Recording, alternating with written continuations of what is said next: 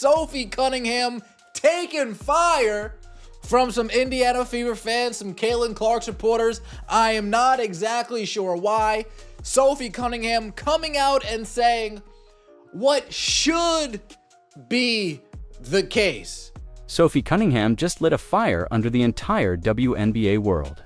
And this time her words didn't just stir conversation, they sparked a storm. After the Indiana Fever's disappointing playoff exit, Cunningham didn't hold back, directly pointing the finger at head coach Stephanie White for mismanaging Caitlin Clark and derailing what could have been a breakout postseason.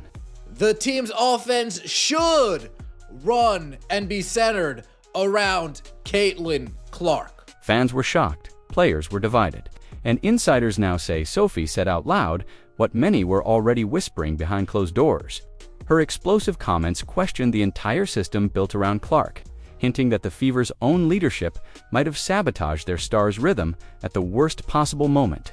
From subtle jabs to outright frustration, this wasn't just an opinion, it was a statement that sent ripples across the league.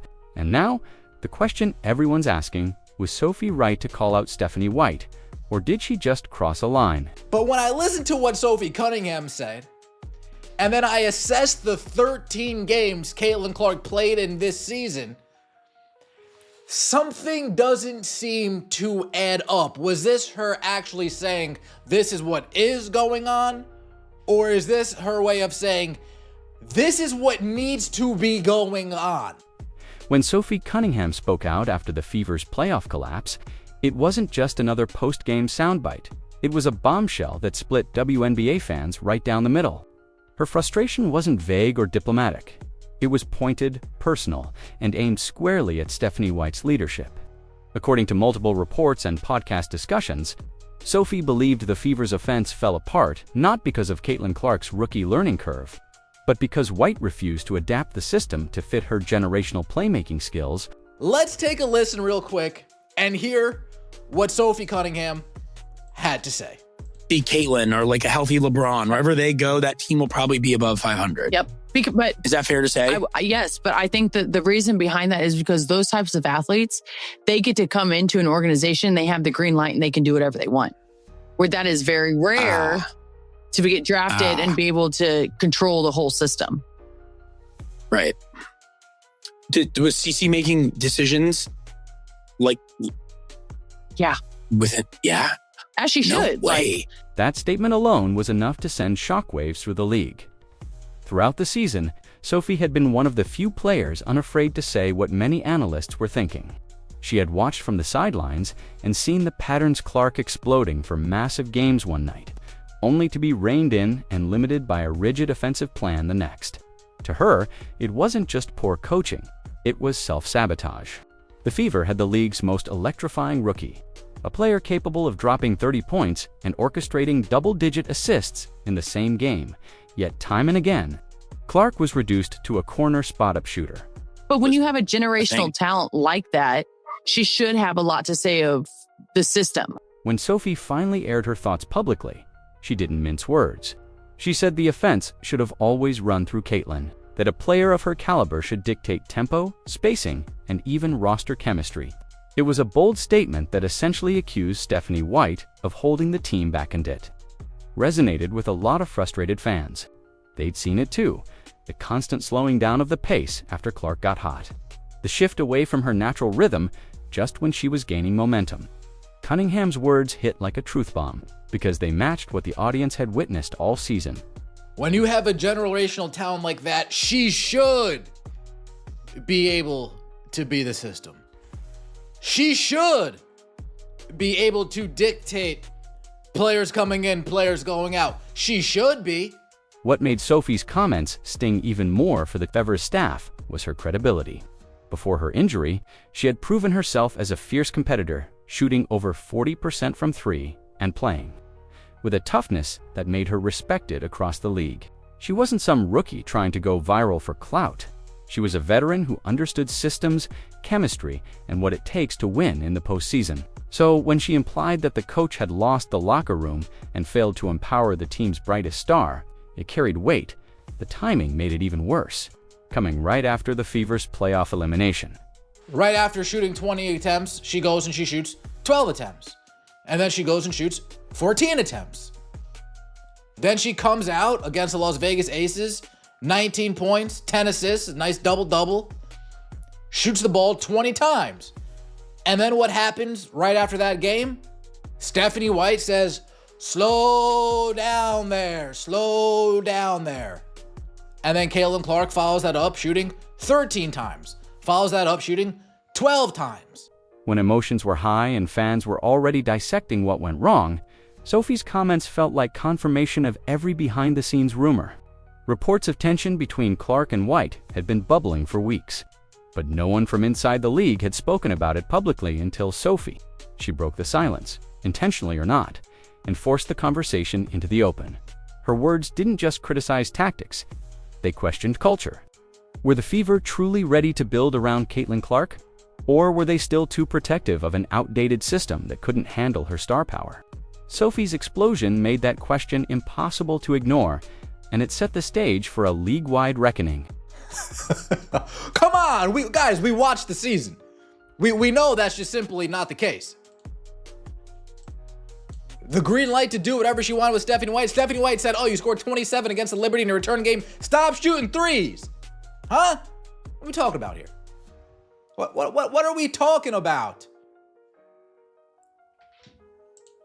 This is what should be taking place. I don't think it's taking place at a wide enough scale as people think it is.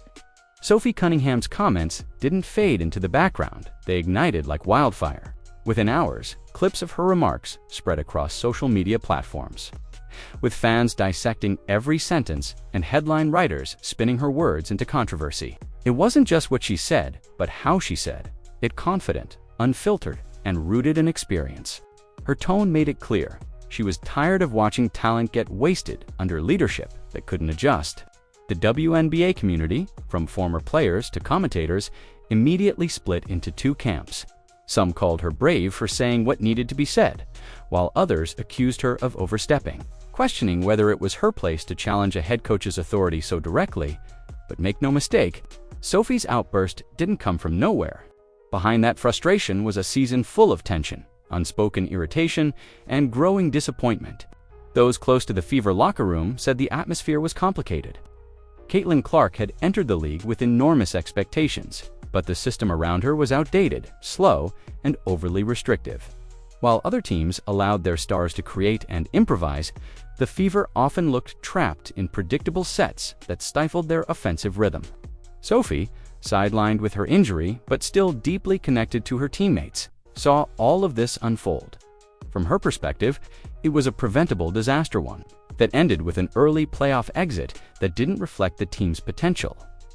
When Sophie finally spoke, it felt less like a rant and more like a release. She mentioned how generational players like Clark should have freedom to shape the system, not be forced to fit into one that limits their creativity.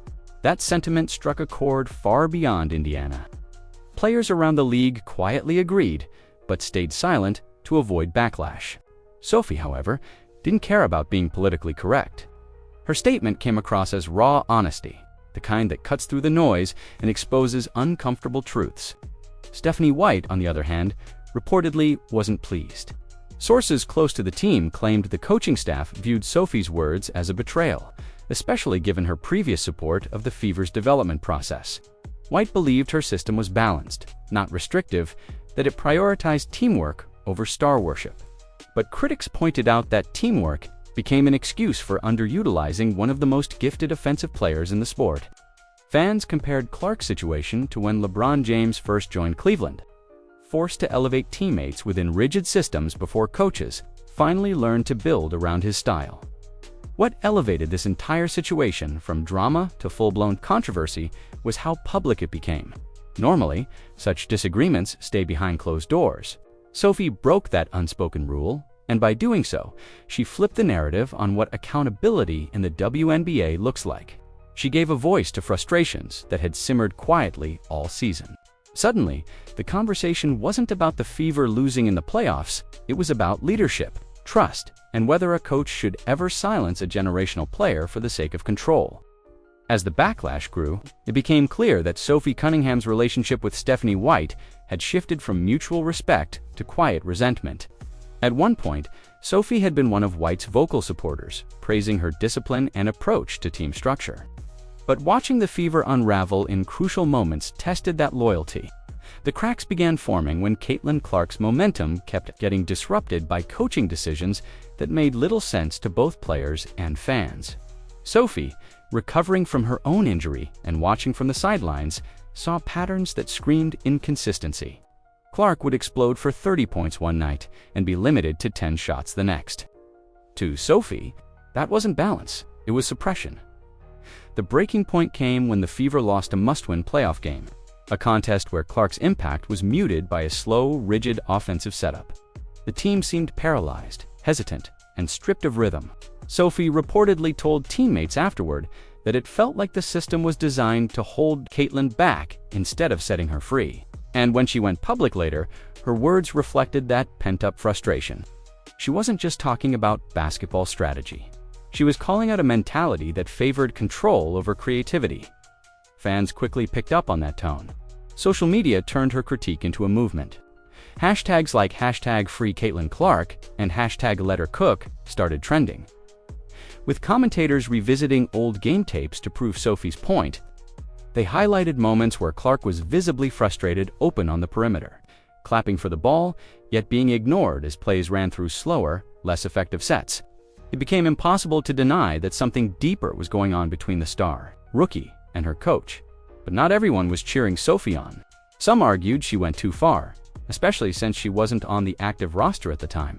Critics claimed her statements undermined team unity, framing her as an outsider throwing stones. Yet even among those critics, few could dispute that Sophie's observations were accurate. She had the receipts, the game logs, the offensive stagnation, and the visual evidence of Clark's body language during games. It was hard to argue with facts. Behind closed doors, sources said the Fever's front office was caught off guard by the intensity of the response.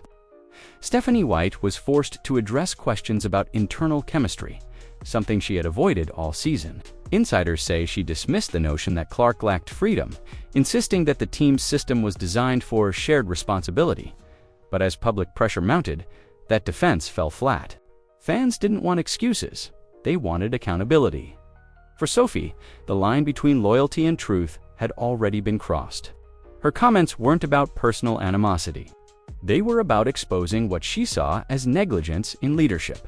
In her eyes, the Fever's playoff collapse wasn't just a bad night, it was the inevitable result of a system that never fully trusted its star. And in that moment, she decided silence was no longer an option. The moment Sophie Cunningham's comments hit the public, all eyes turned to Stephanie White, the usually composed head coach. Found herself at the center of a storm she couldn't control. Every press conference, every interview, every old quote was now being replayed and dissected. Fans who once admired her leadership began questioning whether her methods had stifled the very player meant to carry the franchise forward. The tension that had quietly brewed inside the Fever locker room had now spilled into full public view. White had built her coaching reputation on discipline and structure. Her system emphasized ball movement, spacing, and team execution, the kind of approach that demands control. But Caitlin Clark was no ordinary player. She wasn't a piece to fit into a puzzle. She was the puzzle. Her ability to improvise, read defenses, and create from nothing made her one of the most dynamic rookies the WNBA had seen in years. Yet, under White's system, that natural creativity seemed trapped. Instead of empowering her, the offense often slowed her down. Sophie's public outburst was the spark that reignited all those criticisms. Analysts pointed out how Clark's usage rate fluctuated wildly from game to game, an indicator of inconsistent trust from her coach. When Clark was allowed to play freely, the Fever's offense looked unstoppable, faster, sharper, and more confident. But after every breakout performance came a game where she barely touched the ball. The pattern became too obvious to ignore. White tried to defend her decisions, claiming her strategy was about long-term growth and not just immediate stats. But that explanation didn't sit well with fans or media. They argued that limiting a player like Caitlin Clark wasn't developing her, it was dimming her spark. Even veteran players and analysts began to subtly back Sophie's side, acknowledging that the Fever's offense often looked confused about its identity. As the controversy grew, insiders revealed that several players privately shared Sophie's frustrations, but didn't dare speak up.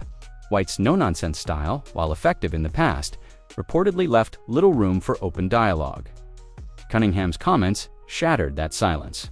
Suddenly, everyone was talking, not just about coaching tactics, but about leadership philosophy.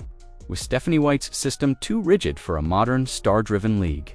Could she evolve, or would she become the scapegoat for the Fever's postseason collapse? Meanwhile, Caitlin Clark stayed quiet publicly, refusing to add fuel to the fire. But her silence only amplified speculation. Was she protecting her coach, or silently agreeing with Sophie's assessment? Every body language cue, every sideline expression from Clark became a topic of online debate. For Stephanie White, the damage was already done. The narrative had shifted, and she was now seen not as the architect of the Fever's rise, but as the obstacle standing in its way. The same discipline that once earned her respect was now being portrayed as stubbornness. Sophie's words had peeled back the curtain, and the league wasn't going to forget it anytime soon. Inside the Indiana Fever locker room, Sophie Cunningham's comments didn't just echo, they detonated. Players who had kept their frustrations buried suddenly found themselves forced to pick a side. Some quietly agreed with Sophie's criticism, believing that Caitlin Clark's creativity had been handcuffed by Stephanie White's strict playbook. Others, though, viewed Sophie's outburst as a betrayal, an unnecessary distraction that only deepened the fractures in a team already struggling with chemistry and identity. What was once simmering tension turned into open discomfort. Sources close to the team described the atmosphere as tense and uneasy. Team meetings became more guarded. Conversations that once flowed freely now felt calculated, every word measured out of fear it might leak or be twisted online. Caitlin Clark, usually calm and poised, reportedly tried to keep her teammates focused, but even she couldn't hide her growing frustration. She was stuck in an impossible position, praised by fans for her talent, yet criticized internally for being the center of controversy. She didn't even start. Stephanie White, meanwhile, attempted to restore order. In closed-door discussions, she reminded players to block out the noise and stay united. But the noise was impossible to ignore. The media was circling, social media was exploding, and the name Sophie Cunningham had become a lightning rod. Some players saw her as a truth-teller, others as a disruptor. The divide wasn't just philosophical, it was emotional. Veteran players reportedly tried to mediate, emphasizing respect for both voices. But even they couldn't bridge the growing gap between loyalty to their coach and empathy for Sophie's perspective. Many of them had seen what she described firsthand, moments when Caitlin Clark looked confused or disengaged, stuck running plays that didn't fit her instincts. Yet speaking out meant risking fines, benching, or being labeled difficult. Sophie's decision to speak freely had unintentionally exposed the fear that lingered beneath the surface. Behind the scenes, Fever management faced its own dilemma. Should they publicly defend Stephanie White and risk alienating players who felt unheard, or should they quietly acknowledge Sophie's points and risk undermining their head coach? Every move was political. The organization had built its marketing and ticket sales around Clark's star power, and now it had to reconcile that business reality with a coaching philosophy that wasn't fully leveraging her talent. As for Sophie, her reputation among players was shifting. Some privately thanked her for saying what they couldn't, while others distanced themselves to avoid being pulled into the chaos, even from the sidelines. She had managed to shake the core of an entire franchise. The Fever's playoff exit had already hurt morale, but Sophie's outburst turned that disappointment into something deeper: mistrust. The team wasn't just losing games anymore. They were losing unity, and in a league that thrives on chemistry, that fracture could prove more costly than any missed shot. The locker room wasn't just divided, it was quietly imploding. The media didn't waste a second turning Sophie Cunningham's comments into front-page headlines. Within hours, talk shows, podcasts, and sports analysts were dissecting every word she said. Some praised her honesty, calling it refreshingly real, while others accused her of crossing a professional line and disrespecting her coach. ESPN segments ran side-by-side comparisons of Caitlin Clark's shot attempts in games before and after Cunningham's claims. Even mainstream outlets that rarely covered the WNBA suddenly jumped in, feeding off the controversy for the first time. The Indiana Fever weren't being talked about for their playoff potential or Clark's rookie brilliance. They were the center of a public drama that blurred the line between sports and spectacle. Hashtags like #Sophie said it and #BlameWhite trended for days. While clips of Cunningham's original statement racked up millions of views on TikTok, and ex-fans debated whether Sophie was exposing real problems or just seeking attention. But no matter which side people took, one thing was undeniable. She had the world talking about the Fever, Stephanie. White tried to weather the storm with professionalism. In press conferences, she stayed composed, repeating that the team is focused on improvement, not drama. But her calm demeanor only fueled speculation. The more she avoided addressing Sophie's remarks directly, the more the public filled in the blanks. Analysts began portraying White as defensive and disconnected, while others framed her as the victim of unfair criticism in a league notorious for magnifying internal issues. Caitlin Clark, caught in the middle, faced relentless questioning.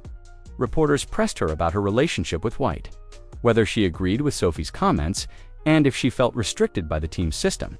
True to her nature, Clark handled it with grace, deflecting tension while subtly revealing her perspective. She admitted that every player wants to play freely, and that she was still learning how to fit into the system. Her carefully chosen words were enough to keep her neutral, but fans read between the lines.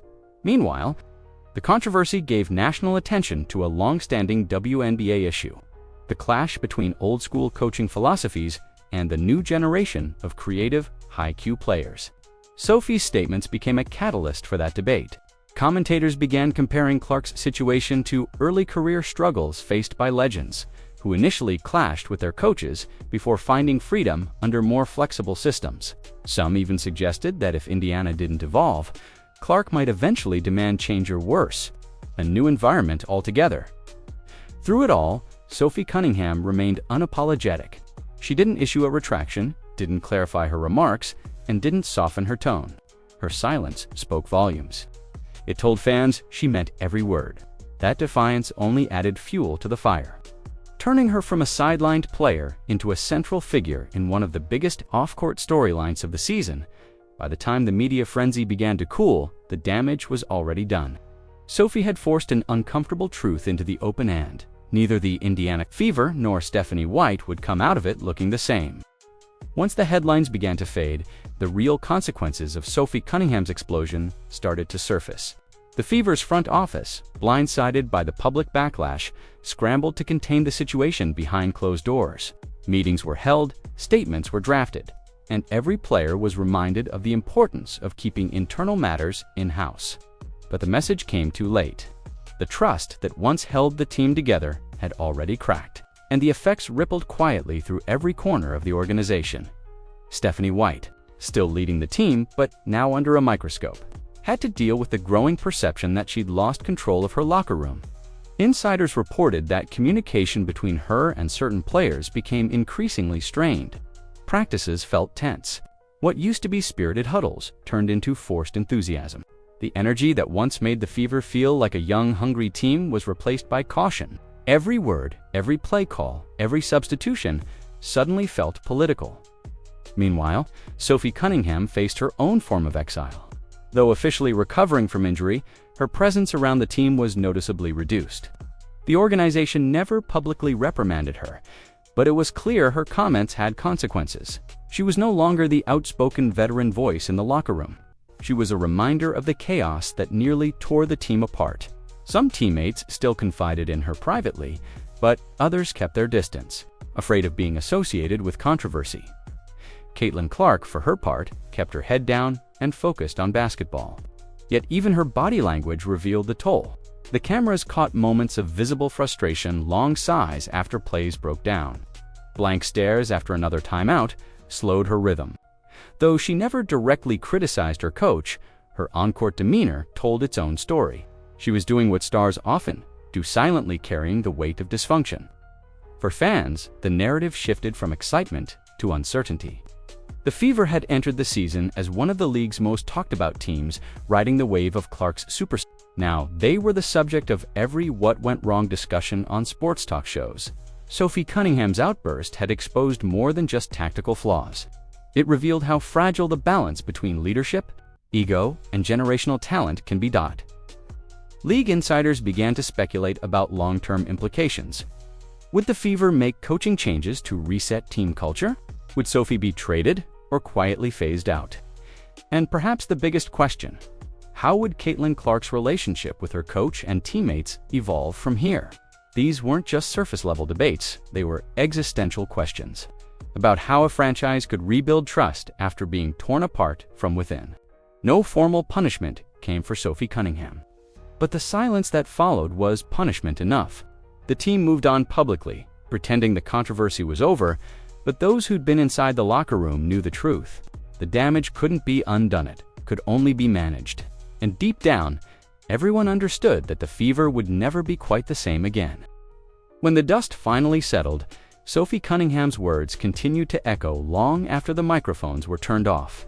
What many dismissed as an impulsive rant began to feel, in hindsight, like a wake-up call, not just for the Indiana Fever, but for the entire WNBA.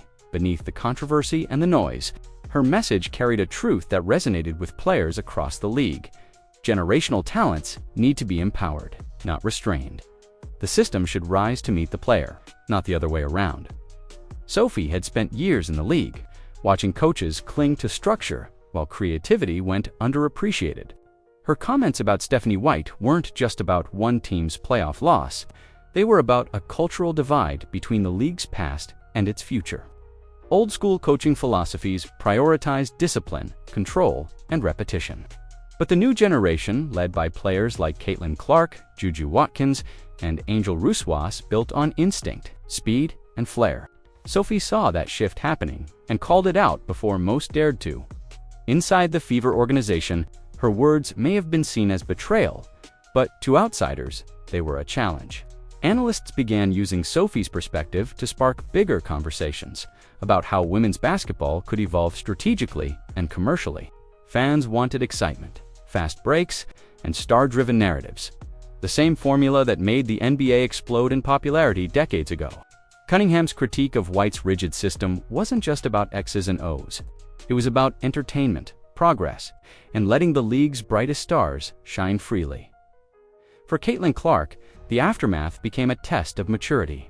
She never publicly endorsed Sophie's stance, but her game did the talking. In the following season, she returned with even more command, demanding the ball, calling plays, and shaping the team's identity around her strengths. Whether by coincidence or quiet adaptation, the Fever offense finally began to resemble what Sophie had described: fluid, dynamic, and centered on their franchise cornerstone. As for Stephanie White, she remained professional through it all. She never lashed out or blamed Sophie publicly. Instead, she refocused on rebuilding trust and adjusting her system. Some insiders say that despite the controversy, White privately took Sophie's comments as motivation to evolve. The following year's training camp reportedly looked different, more open, more flexible, more attuned to player instincts. Perhaps Sophie's criticism, as harsh as it was, had served its purpose. In the end, Sophie Cunningham's explosion left a scar, but it also sparked transformation.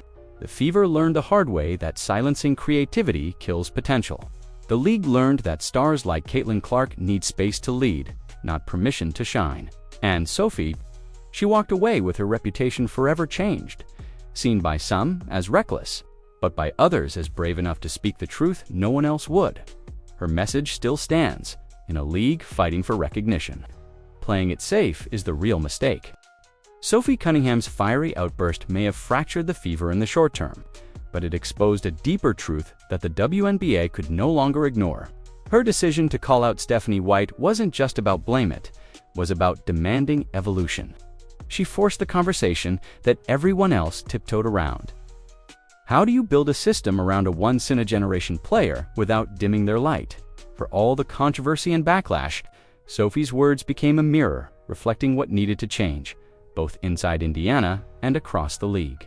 Caitlin Clark's growth, Stephanie White's adjustments, and the Fever's renewed direction all trace back to that single moment of brutal honesty, whether seen as rebellion or courage.